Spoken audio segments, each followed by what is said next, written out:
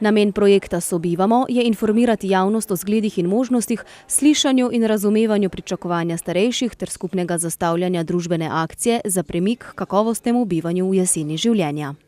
Da se izognemo osamljenosti, da se izognemo temu, da nihče ne skrbi za nas, da smo v težavah, pa nimamo komu ali s kom o tem spregovoriti, da mora biti tudi z mlajšimi težko najdemo kontakt ali ga pa dolgo časa nimamo in je potem seveda z težavami še težje vzpostaviti nov kontakt. Čeprav gre za medgeneracijsko povezovanje in pomoč, je bilo govora tudi o raznih domovih za starejše osebe, ki naj bi tudi imeli programe za kakovostnejše preživljanje časa in kakovostnega življenja. Domovi starostnikov za del populacije lahko poskrbijo, z omenjenim projektom pa se jim ne želijo vmešavati v njihove delovanje, zato jih na okroglo mizo niso vabili. Če bi posegali prav v njihove delovni krog, bi seveda vabila do njih prispela. Tako pa, kot sem povedala, ne želimo jim niti posegati v ta njihov običajni ciklus. Je pa res, da če nekdo želi, najde informacijo sam. Mislim, da smo bili za informacijo dovolj prepoznavni.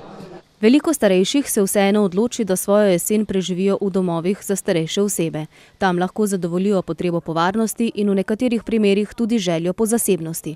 Kar je pomembno, poleg zdravstvene in socialne oskrbe, je tudi dodana vrednost bivanja. Pri nas je kakovostno bivanje predvsem iz razloga tudi tega, ker smo dom 4. generacije, kar pomeni, da imamo gospodinjske skupnosti. Torej stanovalci nekako živijo skupaj v nekšnih manjših skupnostih, se družijo, iz naslova tega imamo zaposlene tudi varuhinje, ki so jim v oporo, v pomoč pri raznih opravilih, družabništvo. Tako da je to tudi neka prednost.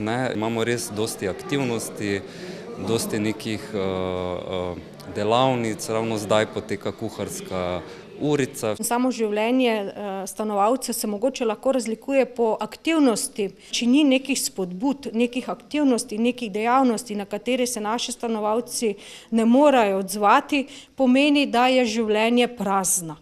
Seveda pa se ne moremo izogniti vprašanju tudi glede cen. Te se gibljejo od 17 do 37 evrov na dan.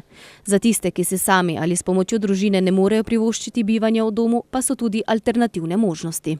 Takšne situacije se rešujejo v sklopu centra za socialno delo, tako da tudi za te, ki so ranljive skupine, kjer nimajo tudi svojcev, ki bi lahko doplačevali, poskrbi tudi občina. Tako da občina doplačuje in zaenkrat sem tudi vesel, je urejeno tako pri nas, da si lahko tudi zberejo naš dom, čeprav je med nekoliko dražjimi.